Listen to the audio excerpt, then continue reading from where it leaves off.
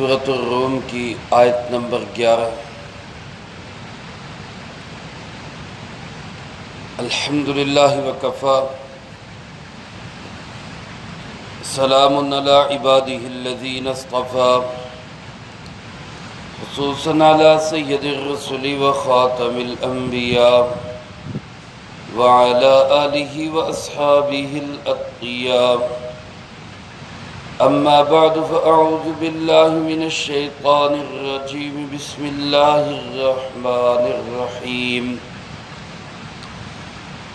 اللہ یبدأ الخلق ثم یعیدہ ثم الیہ ترجعون، ویوم تقوم الساعة یبلس المجرمون، ولم يكن لهم من شركائهم شفعاء وكانوا بشركائهم كافرين، ويوم تقوم الساعة يومئذ يتفرقون، فأما الذين آمنوا وعملوا الصالحات فهم في روضة يحبرون، وأما الذين كفروا وكذبوا بآياتنا ولقاء الآخرة فأولئك في العذاب محضرون۔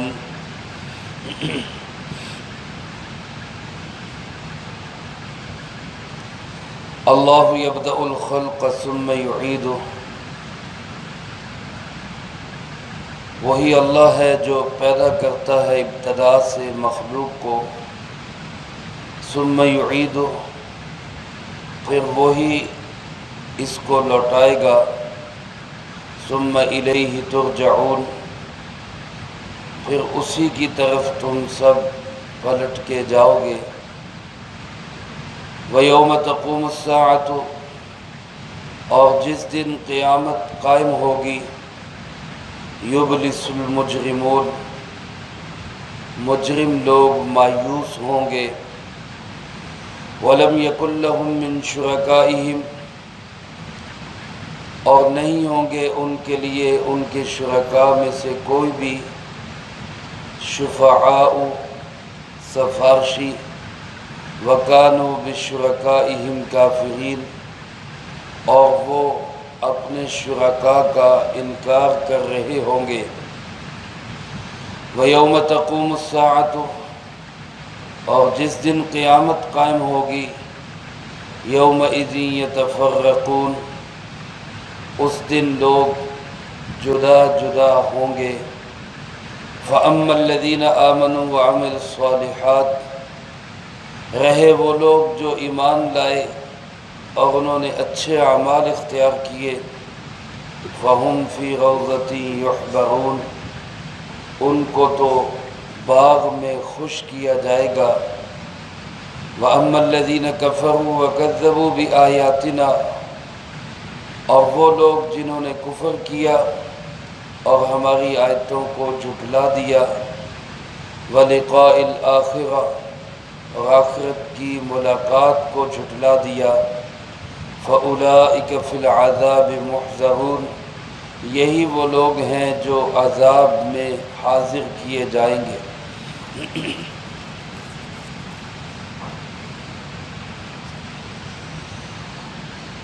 ان آیات مبارکہ میں اللہ رب العالمین نے عقیدہ آخرت کو بیان فرمایا ہے اور اس کے ساتھ ساتھ آخرت کے کچھ مناظر کو بیان فرمایا ہے۔ میرے محترم دوستو، جس طرح عقیدہ توحید اسلام کا ایک بنیادی عقیدہ ہے، اللہ ایک ہے، وحدہ لا شریک ہے، اس کا کوئی ساجی اور شریک نہیں، پوری کائنات کے اندر کوئی انسان، کوئی جن، کوئی فرشتہ، کوئی ولی، کوئی نبی اور کوئی مخلوق اس لائق نہیں ہے کہ وہ اللہ کی ساجی یا شریک بن سکے۔ یہ سب مخلوق ہے، اللہ خالق ہے، مخلوق اور خالق میں کوئی شراکت ہو ہی نہیں سکتی۔ اللہ رب العالمین ہر طرح کے شریک سے پاک ہے، وہ اکیلا ہے، یکتا ہے۔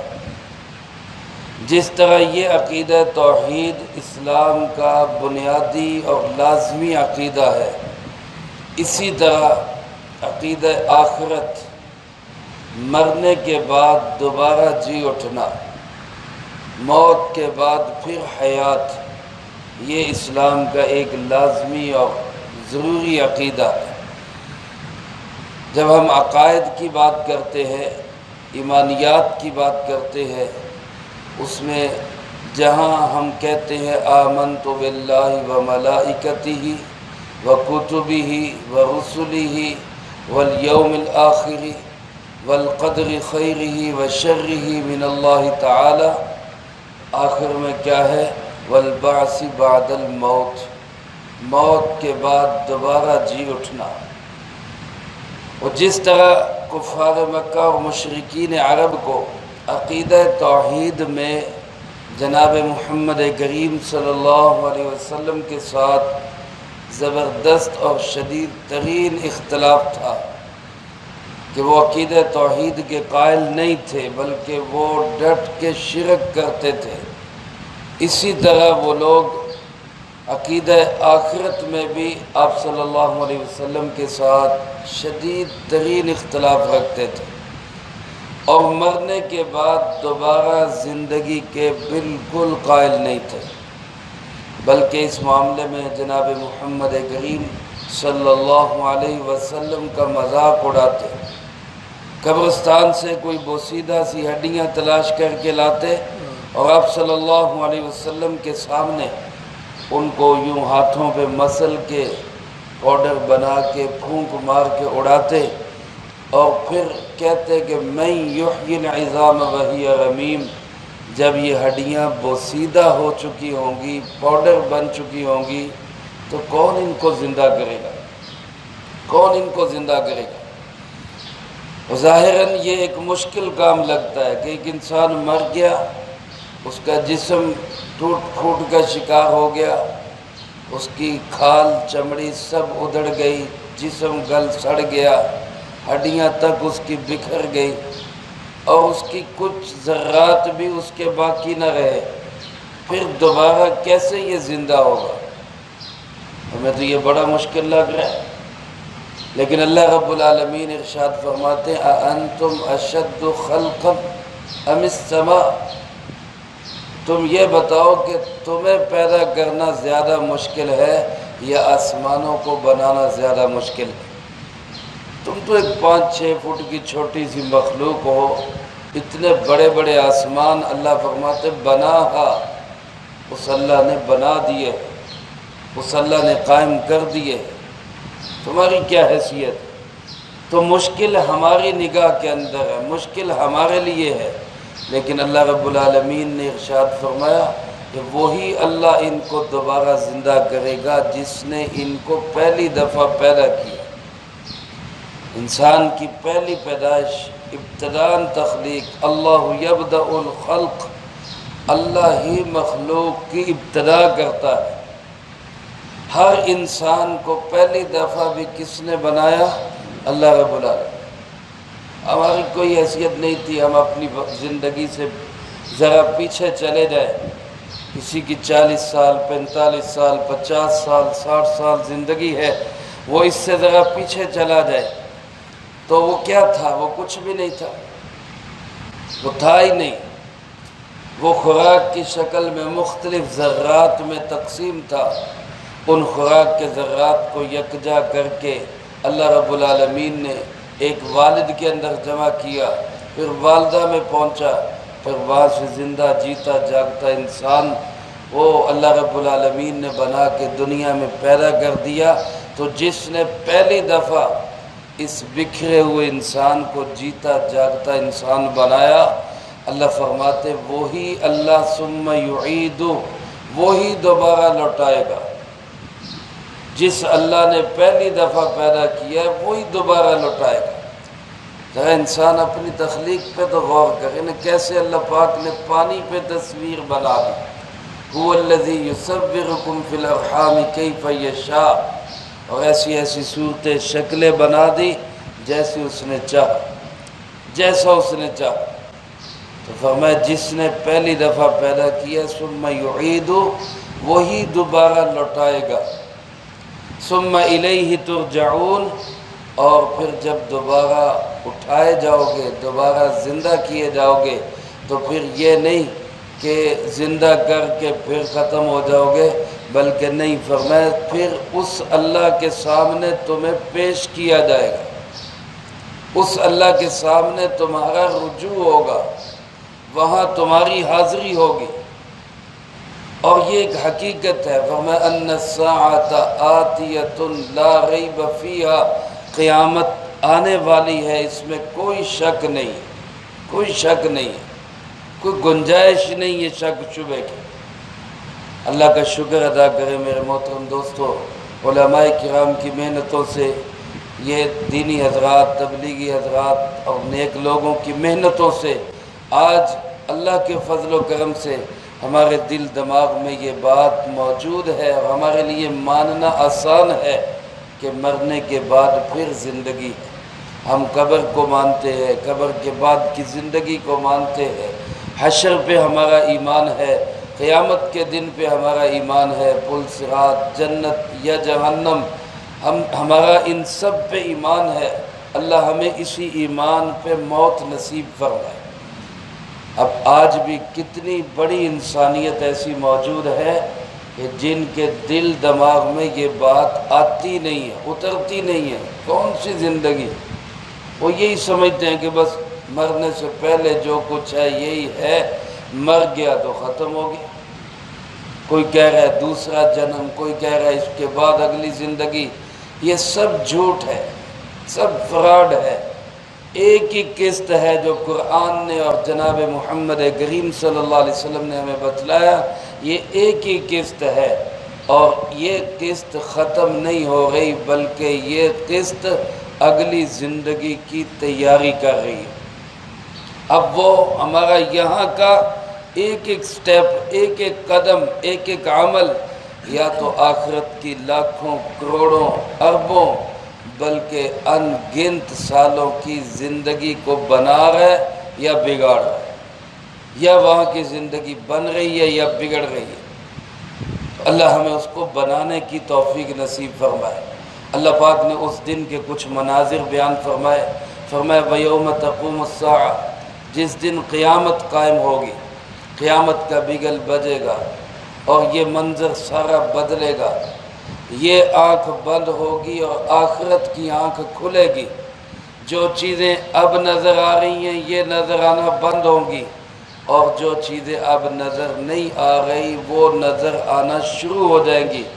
اس دن فرمائے یبلس المجرمون، جو مجرم لوگ ہوں گے یہ بڑے مایوس ہوں گے، جو مجرم ہوں گے، جنہوں نے اللہ کو ناراض کر کے زندگی گزاری، جو اپنی مرضی پہ چلتے گئے، خواہشات اور من مانی کی زندگی گزار کے گئے ہیں، فرمایا وہ اس دن بڑے ہی مایوس ہوں گے۔ اب سوال یہ ذہن میں آتا ہے کہ ان کے شرکاء، ان کے بت، وہ جن کو وہ شریک ٹھہراتے تھے، وہ جن پہ وہ اعتماد اور تکیہ کرتے تھے کہ یہ ہمیں بچائیں گے، یہ ہمیں چھڑا لیں گے، آج انسان پیسہ جمع کرتا ہے کہ مشکل وقت میں میرے کام آئے گا۔ ایسے جوڑتے ہیں نا لوگ، کہتے ہیں یار پیسے جمع کرو مشکل وقت میں کام آئیں گے۔ اس سب سے بڑا مشکل وقت تو وہ ہوگا جب قیامت قائم ہوگی، یہ پیسہ اس دن کام نہیں آئے گا۔ یہ پیسہ بھی آج ہم نے اللہ کا شریک بنا دیا۔ ضروری نہیں کہ بت بنانا ہی شرک ہو، ضروری نہیں ہے کہ انسان کسی غیر کے سامنے سجدہ ریز ہو، سورج چاند ستاروں کو شرک کرے تو وہی شرک ہے۔ آج اگر ایک انسان یہ سمجھتا ہے کہ پیسے کے بغیر کام نہیں بنتا تو یہ بھی تو شرک کر رہا ہے، حالانکہ کام بنانے والا کون ہے؟ وہ تو اللہ ہے۔ پیسہ ہو تب بھی اللہ ہی بناتا ہے، پیسہ نہ ہو تب بھی کام کون بناتا ہے؟ اللہ ہی بناتا ہے۔ آج میرے دوستو روپیہ، پیسہ، عہدہ، ڈگری اور جناب ان چیزوں کو ہم نے اللہ کے مقابلے میں لا کھڑا کیا ہوا ہے کہ یہ ہوں گی تو ہمارا کام حل ہوگا۔ اللہ پاک فرماتے جن جن چیزوں کو تم شریک ٹھہراتے ہو، چاہے کوئی انسان ہو، چاہے کوئی فرشتہ ہو، چاہے کوئی جن ہو، کوئی نبی ولی ہو، کوئی بت ہو، کوئی مخلوق ہو، کوئی پیسہ روپیہ ہو، وَلَمْ يَكُنْ لَهُم مِّن شُرَكَائِهِمْ شُفَعَاء، قیامت کے دن ان کے شرکاء میں سے کوئی سفارشی نہیں ہوگا، کوئی سفارشی نہیں ہوگا۔ ہمارا ایمان ہے سفارش ہوگی، بعض لوگوں کو سفارش کی اجازت ملے گی، لیکن یاد رکھے اللہ رب العالمین کی اجازت کے بغیر کوئی کسی کی سفارش نہیں کر سکے گا، کوئی نہیں کر سکے۔ جو بھی کوئی بولے گا الا باذن الرحمن، اللہ کی اجازت سے بولے گا۔ جو اللہ پاک جس کے متعلق کہیں گے بھئی اس کی سفارش کر دو، اس کی سفارش ہوگی، اور یہ سفارش صرف ایمان والوں کی ہوگی۔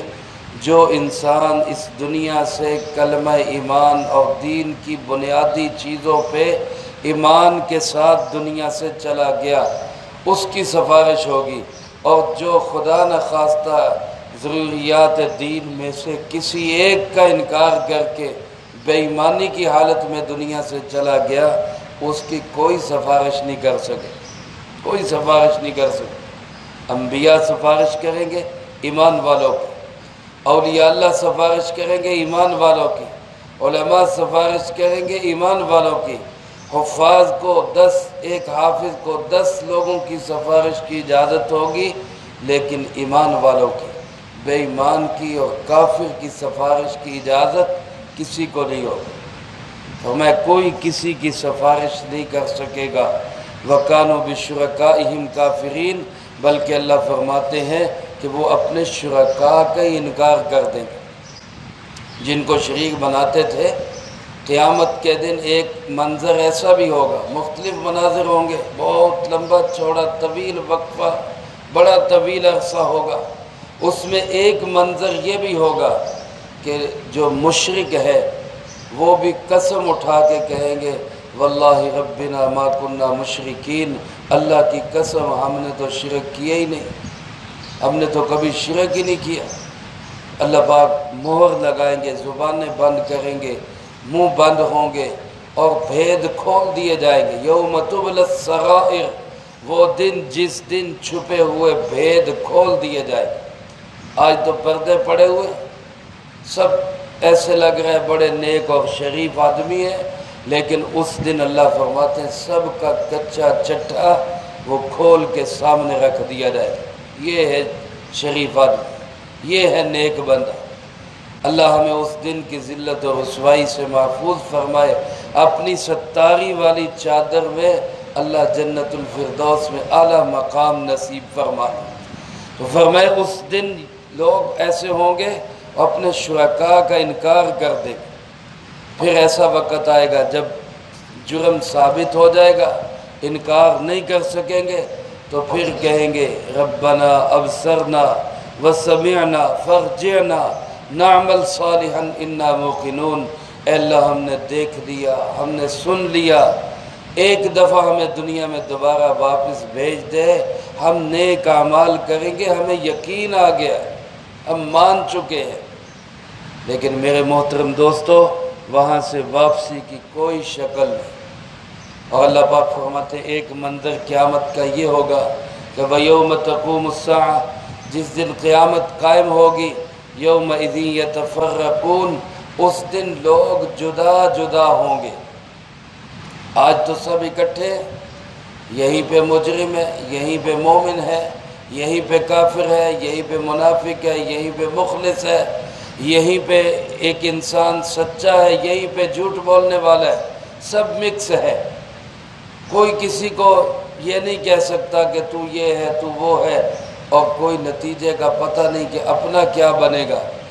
لیکن وہ قیامت کا دن ایسا دن ہوگا کہ اعلان ہوگا وَامْتَازُوا الْيَوْمَ أَيُّهَا الْمُجْرِمُونَ، اے مجرمو آج میرے مومن بندوں سے الگ ہو جاؤ۔ اللہ کرے کہ جس دن یہ اعلان ہو ہمارا شمار مومنوں میں ہو، مجرموں میں نہ ہو۔ اعلان ہوگا مجرم میرے نیک بندوں سے الگ ہو جائے۔